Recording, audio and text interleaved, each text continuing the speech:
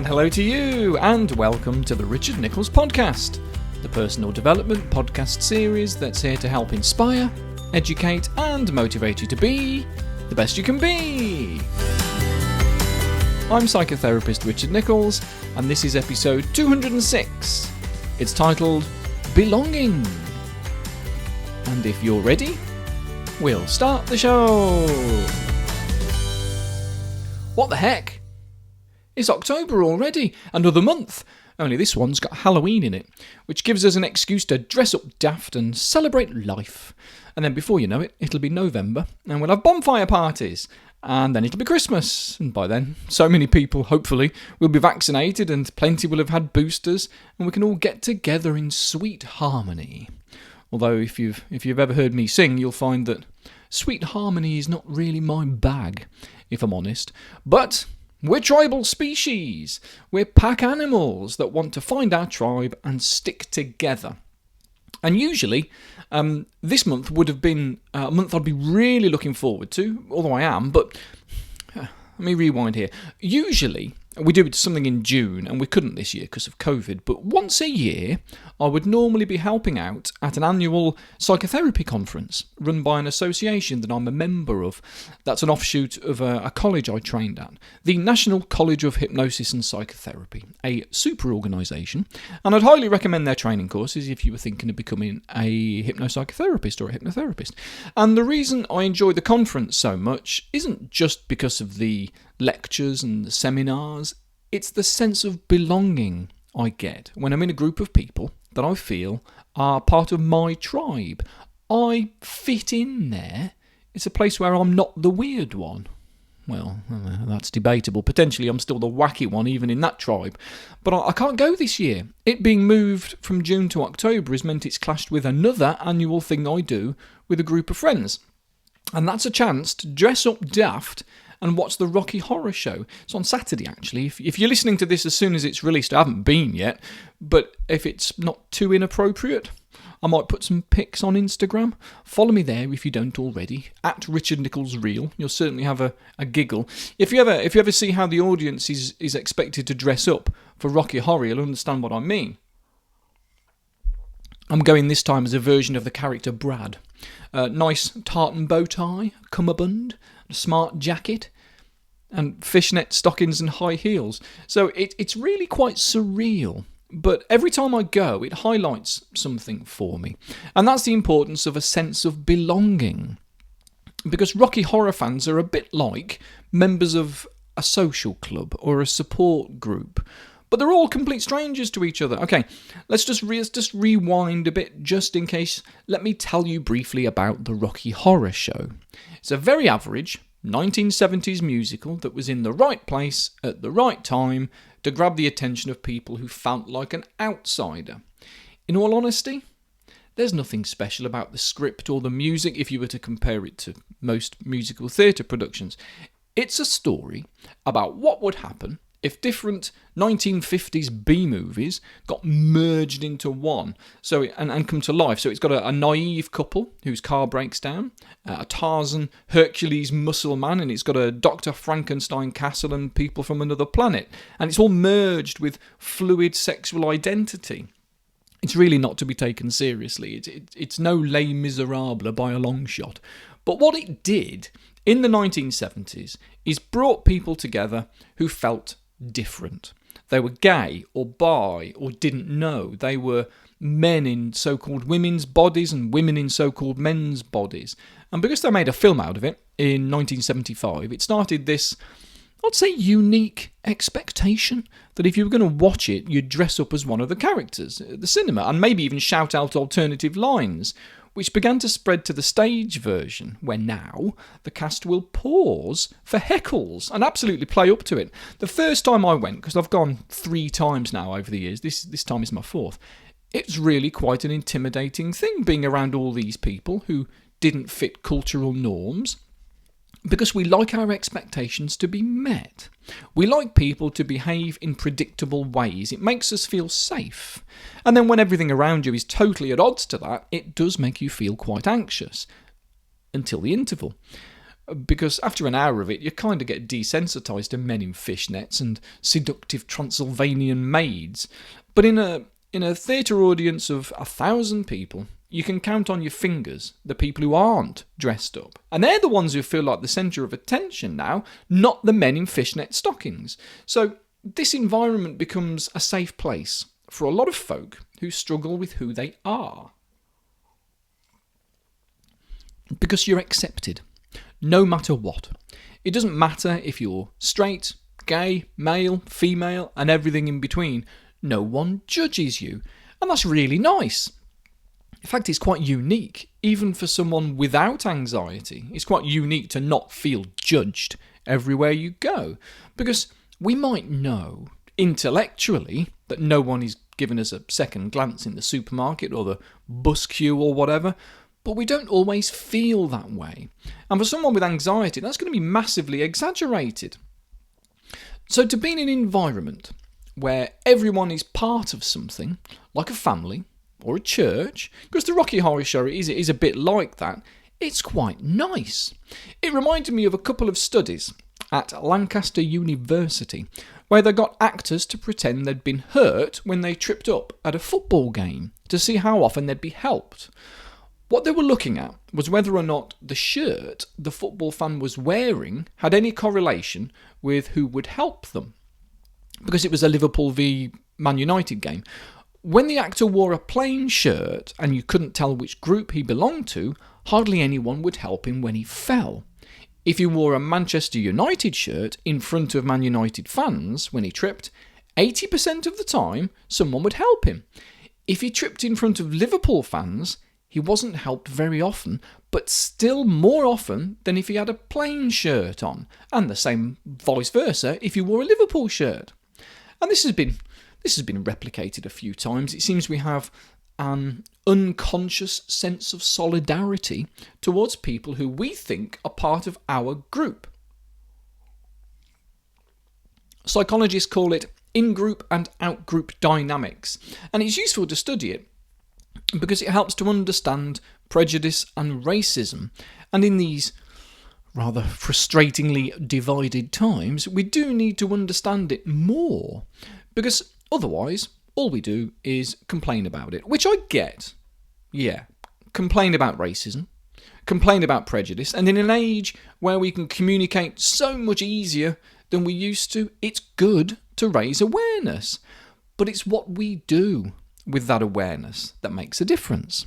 Raising awareness of the inequality of being seen as an outsider won't make any difference, but doing something that overrides it will. What it does, what can do that, is seeing the similarities in us, in each other, rather than the differences. If we can see that we're all part of a group, we can feel that kinship and create a good sense of belonging to those that come into our groups, and for us when we join theirs. Years ago, I was a manager in a civil engineering firm. Not a good manager, because I was a bit soft. So my staff thought I was a great manager, but my manager didn't. Anyway, one guy became a manager himself after working on the tools for years, and he thought he'd better do something because his back wouldn't last otherwise. And I asked him why he'd waited so long if he knew he didn't want to be on the tools forever. And he said, "Men in ties made me angry." This was the summer of 2000. I was just finishing my training as a therapist, so I was interested in this. I leant forwards. "Tell me more about that," I said, as I sipped my Friday afternoon lunchtime pint by this canal. And he told me about his prejudices. As a bloke on the tools, his in-group was other blokes digging and filling in holes in the road for gas pipes or whatever. And he'd always seen the supervisors that went from site to site as the out-group. And so it prevented him from applying for a job like that because he didn't want to become the sort of person he hated. Until he became 45 and his kids are talking about university and he thought, oh God, something needs to change. But in order for him to move forwards in his career, he needed to challenge the feeling that anyone in a tie was the enemy. I've gone off on a tangent here because I was talking about belonging, but this has all reminded me of a friend of mine who came to me for some advice for about weight loss. She'd been struggling for a few years, and she just couldn't get motivated. And through chatting about it, she realised something, because I asked her to imagine being the shape and size that she wanted to be, and I asked her to describe the positive differences in the way she looked, and then the way she felt. And then I asked her if there was anything negative about it. Was there anything about being slim that she didn't like? Sometimes people, well, women, if it's going to be anyone, sometimes women don't like the idea of being slim because they might associate it with being attractive, and they might not like that for lots of different reasons. But what my friend said was she associated being slim with being successful, with being powerful, bossy, a power-dressing businesswoman who was full of confidence. For whatever reason, that was the first place her brain went to when she thought about what would happen if she lost weight. But she didn't want to be that sort of person. That's not who she identified as at all. In fact, she associated that sort of character with being someone with no time for friends and family, someone who was only interested in work. And she'd been that sort of person once and had absolutely no desire to go back there. And it wasn't until she could see the underlying prejudices she had with being slim that the desire to be slim could be greater than the desire to not be, because she couldn't see that she fitted into that group. Well, I didn't know that I fitted into a group of transvestite men at the theatre until I acted like one. Turns out I do belong. Not because I'm interested in cross-dressing or even that interested in musical theatre, to be honest, but I'm interested in the sense of belonging itself. And if Rocky Horror is one way of getting it, I'll do it.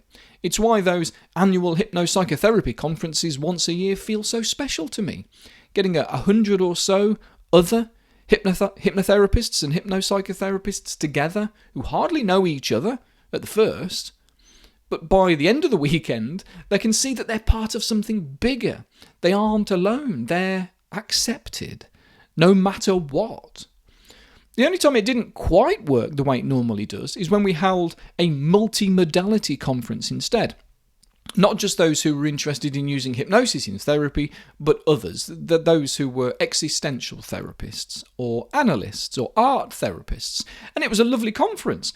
But this Saturday night dinner and dance that we normally have a great time at, and we still did though, but it didn't quite gel the way it normally does. Because even though we had one thing in common, we were all psychotherapists, we also had our differences, and everyone split off into their own groups of their own modality. The person-centred counsellors clung together, the drama therapists found each other and stayed put. But because hypnopsychotherapy is more integrative, the training is specifically about all the different modalities of psychotherapy and how they could help different clients. So we're used to embracing the differences in order to see the common ground. And so we're chatting to more people because we feel that we belong with all the groups. And this is definitely something worth bottling. If you could sell a product that did that, the world would be a happier place. Although actually that might be what ecstasy does, and that hasn't worked out too well. But maybe it's much better to make that sense of belonging yourself rather than tricking your brain into it with psychoactive drugs. Because not belonging is something that we have to learn. If we can learn that, we can also unlearn that and learn something new. No one is born seeing themselves as different, or anyone else for that matter. No one is born prejudiced or racist. We have to learn to see people as different, as part of an out group. But if we see ourselves as the out group, then it can genuinely have some really nasty effects on our brain. It's no coincidence that a bigger percentage of ethnic minorities are diagnosed with schizophrenia in the UK than there should be. African Caribbean people are 4 times more likely than any other group to be diagnosed and admitted to hospital for schizophrenia. I was chatting to a doctor once at a conference that I was a presenter at a couple of years ago. He'd been part of a research program into this, and it's really quite significant. If we don't feel accepted or that we belong. It can tip us over the edge from neurosis into psychosis. But far easier and quicker than someone with a healthy foundation of belongingness.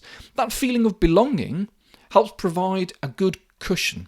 And it's amazing where you can find it, as I discover every time I get dressed up for the Rocky Horror Show or go to a hypnopsychotherapy conference.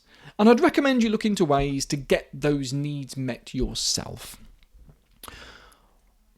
We need to find our tribe, folks. Look, let's leave it for now, because time is ticking on. As always, if you'd like more episodes from me, I do make weekly episodes, just like this one. It comes out every Monday morning through Patreon, where I also provide some hypnotherapy sessions for you to help to steer yourself in a better direction if you feel that you need it. A lot of people are finding it very, very useful. It's a good resource for people. And if you feel that you need something extra, or maybe you just want to support the show, head on over to Patreon. And if you pay annually, it's pennies.